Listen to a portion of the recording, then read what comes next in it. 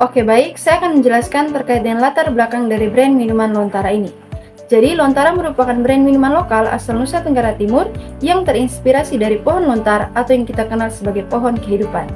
Brand ini menghadirkan 3 varian rasa yang merepresentasikan kekuatan NTT. Yang pertama ada Orange Bars yang menyegarkan, yang kedua ada Lime Spark yang energik, serta ada Strawberry Wave yang manis. Kekuatan utama dari brand minuman Lontara ini terletak pada penggunaan bahan alami khas NTT, citra produk yang kuat, serta kemasan modern yang dapat menarik perhatian Gen Z. Namun di sisi lain, karena brand ini baru, Lontara menghadapi berbagai tantangan seperti tingkat kesadaran yang rendah, distribusi yang terbatas, serta kebutuhan edukasi pasar terkait dengan manfaat dari nira lontar. Brand Lontara memiliki peluang besar karena meningkatnya tren produk lokal serta gaya hidup sehat di kalangan anak muda khususnya Gen Z yang menghargai produk bercerita dan berkelanjutan. Adapun dukungan dari pemerintah terhadap UMKM serta kekuatan dari media digital dapat menjadi peluang untuk berkembang. Dalam persaingannya dengan beberapa brand seperti New Green Tea, Fresh Tea, dan juga teh pucuk, yang dimana masing-masing brand tersebut memiliki distribusi yang luas serta budget promosi yang besar. Keunggulan dari Lontara sendiri adalah kemampuan yang memadukan cita rasa alami dan narasi budaya yang kuat. Brand ini tidak hanya menawarkan kesegaran, namun juga membawa makna identitas yang dibungkus secara modern.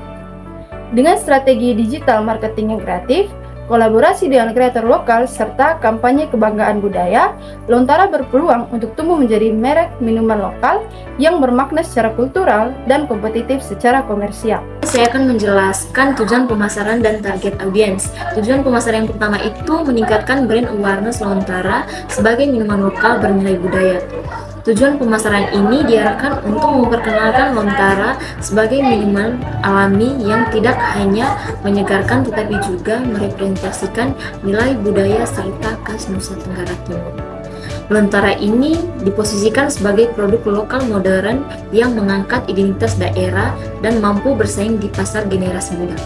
Secara terukur, strategi ini menargetkan peningkatan brand awareness sebesar 40% pada segmen usia 18 tahun sampai 35 tahun di wilayah NTT dan Bali. Selain itu, ditetapkan target untuk mencapai 20.000 pengikut aktif di platform media sosial Instagram dan TikTok dengan tingkat keterlibatan minimal 10%. Target ini dinilai realistis dan dapat dicapai melalui penerapan kampanye digital yang konsisten serta kolaborasi dengan komunitas lokal. Pelaksanaan strategi ini direncanakan dalam periode Januari hingga Juni 2026. Tujuan yang kedua itu meningkatkan penjualan dan distribusi produk Lontara di pasar lokal dan regional. Tujuannya untuk meningkatkan volume penjualan serta perluas jaringan distribusi produk Lontara khususnya untuk 3 varian rasa utama yaitu Orange Burst, Strawberry Wave, dan Lime Spark. Upaya ini bertujuan untuk memastikan ketersediaan produk secara luas di pasar lokal dan regional. Selain itu, perusahaan menargetkan penambahan 50 titik penjualan baru yang mencakupi retail modern, kafe, serta toko oleh-oleh di wilayah NTT, Bali, dan Jawa Timur. Yang berikutnya bab 3 strategi kreatif brand Lontara. Yang pertama, positioning statement. Nah, Lontara ini diposisikan sebagai minuman energi khas timur Indonesia yang tidak hanya memberikan energi akan tetapi juga membangkitkan kebanggaan budaya. Nah, meskipun sekarang ini didominasi dengan minuman-minuman global, munculnya minuman Lontara ini memberikan alternatif yang kuat dan bermakna, membawa semangat dari timur untuk Indonesia. Nah, brand ini merepresentasikan tentang kerjasama, kebersamaan, dan budaya yang membumi dengan targetnya anak muda yang produktif. Yang kedua, the big idea, yaitu the spark of the earth, yang dimana menggambarkan percikan semangat masyarakat timur yang penuh juang dan tidak pernah menyerah. Energi Lontara ini tidak hanya dilihat dari kandungan minumannya, akan tetapi bisa juga dilihat dari semangat masyarakat timur dan bangga terhadap budaya. Nah, konsep ini diterjemahkan secara visual melalui cahaya, sinar mentari timur, dan budaya yang dinamis dengan ton komunikasi yang harmonis, inspiratif, dan hangat. Dan yang terakhir, key message, yaitu setiap tegukan Lontara membangkitkan energi dan rasa bangga akan tanah kelahiran. Nah, pesan ini memiliki dua makna. Yang pertama, makna fungsional yang dimana Lontara sebagai energi untuk mendukung aktivitas harian. Yang kedua, makna emosional yang dimana Lontara sebagai simbol energi, sebagai simbol rasa bangga masyarakat Timur dan semangat untuk anak muda Indonesia. Nah, di bab 4 ada rencana AMC Lontara. Strategi AMC Lontara ini dirancang untuk membangun brand awareness, memperkuat citra budaya lokal, serta mendorong penjualan khususnya pada generasi muda di NTT. Strategi ini mengintegrasikan 4 taktik utama. Yang pertama ada digital marketing melalui kampanye The Spark of the East di Instagram dan TikTok. Konten berupa video pendek, storytelling budaya, serta tantangan semangat dari Timur yang melibatkan pengguna dan kreator lokal. Yang kedua ada event activation melalui festival energi Timur di Kupang dan Ende yang menghadirkan musik lokal, eco market, dan aktivitas kreatif untuk menciptakan pengalaman langsung dengan merek. Yang ketiga ada public relation, dilakukan melalui kolaborasi dengan Dinas Pariwisata NTT dan komunitas budaya dalam program Energi dari Alam, Semangat dari Budaya, serta dukungan liputan dari media lokal. Yang keempat ada sales promotion dengan slogan Beli Lontara, dapat energi tambahan melalui bundling produk, merchandise bernuansa budaya, dan program scan and win pada kemasan. Jadi baik, saya Erdianto Hasilza akan mempresentasikan di bab 5 mengenai anggaran, lini masa dan evaluasi. Pertama, anggaran kampanye. Total anggaran sebesar 75 juta. Alokasi utamanya yaitu pertama ada digital marketing sebesar 25 juta, fokusnya untuk menjangkau Gen Z. Yang kedua, event dan kolaborasi sebesar 25 juta melalui influencer dan event kampus untuk engagement langsung. Yang ketiga yaitu justifikasi. Anggaran diprioritaskan untuk ROI tinggi melalui digital dan aktivitas lokal. Yang kedua, lini masa atau timeline. Durasinya ini selama 3 bulan. Fase kuncinya yaitu bulan pertama pra peluncuran, persiapan konten, riset, konfirmasi influencer. Bulan kedua peluncuran, eksekusi digital, event kampus dan sampling. Bulan ketiga evaluasi, yaitu analisis data dan laporan akhir. Yang ketiga, Key Performance Indicator atau KPI. Fokus utamanya yaitu mengukur keberhasilan kampanye 3 bulan terhadap tujuan SMART ini. Brand recall-nya targetnya 30%, mengukur persentase responden yang mengingat lontar setelah kampanye melalui survei online. Tujuannya mengukur awareness merek lokal di tengah persaingan seperti Fresh Tea. Yang kedua, engagement rate. Targetnya 15-20%, yaitu like, share, komen per postingan. Mengukur, yaitu mengukur rata-rata interaksi Instagram atau TikTok. Tujuannya mengukur keterlibatan Gen Z dengan konten tropis NTT. Peningkatan penjualan. Targetnya meningkatkan 25% di 5 kota NTT, misalnya dari 1000 unit ke 1250 unit. Mengukur yaitu tracking via marketplace atau laporan penjualan. Tujuannya mengukur dampak pemasaran secara langsung pada revenues. Reach dan reach impression. Targetnya yaitu 1000 impression atau orang yang melihat konten. Mengukur melalui Meta Ad Dashboard. Tujuannya memastikan pesan Spark of the East menjangkau audiens muda. Kita semua tahu, kemajuan teknologi digital membawa banyak kemudahan dalam kehidupan bermasyarakat. Namun, di sisi lain, kemajuan tersebut memunculkan banyak fenomena sosial baru. Salah satu contohnya maraknya judi online. Judi online kini sangat mudah diakses, hanya melalui HP dan internet saja.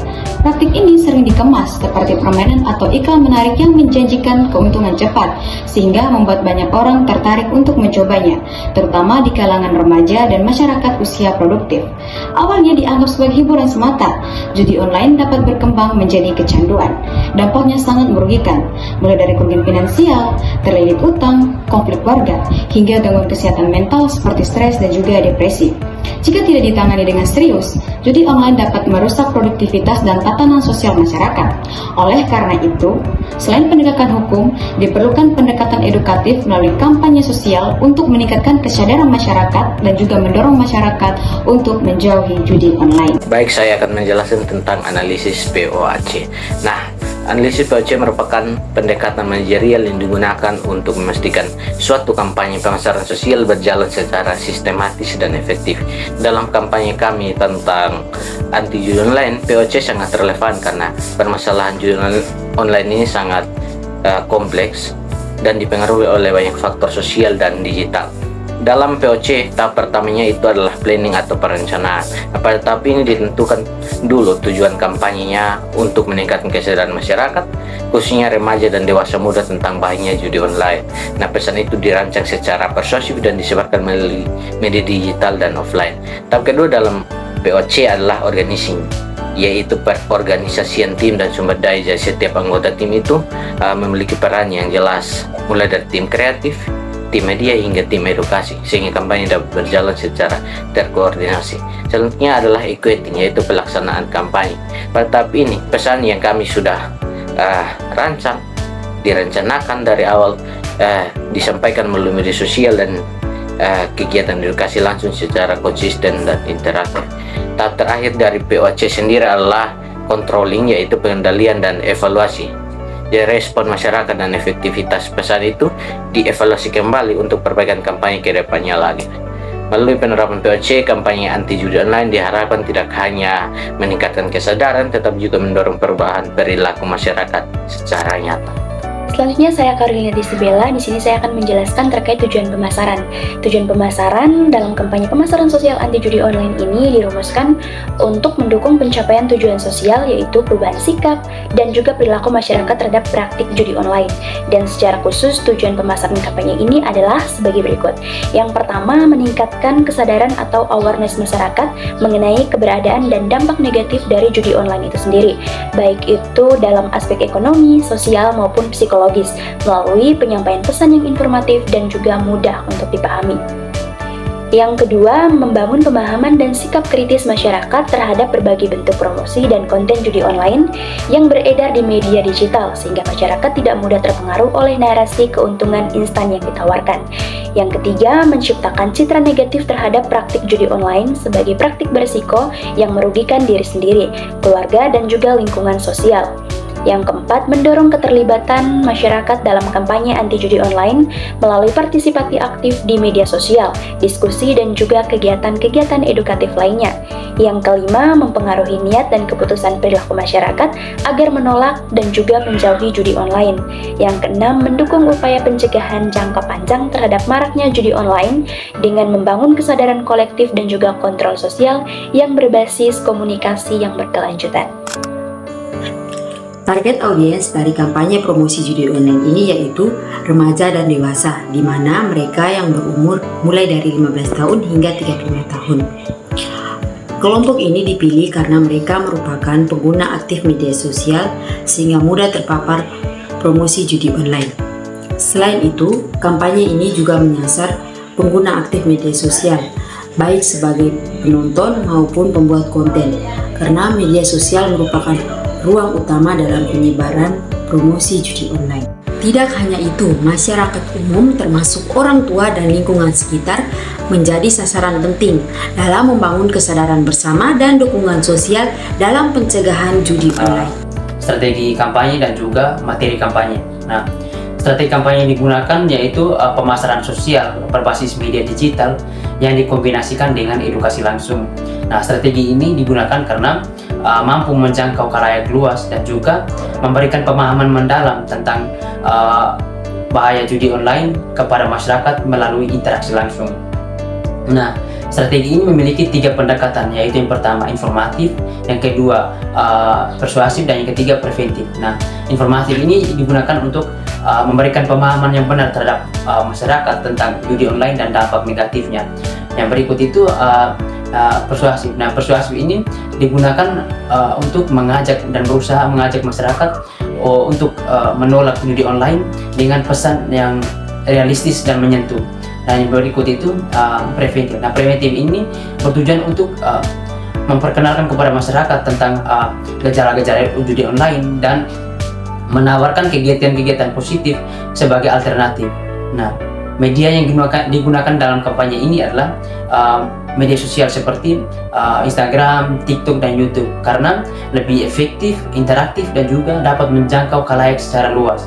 Nah, dan juga bisa menggunakan media luar ruang seperti poster anti judi online atau sosialisasi, atau juga bisa menggunakan diskusi bersama masyarakat.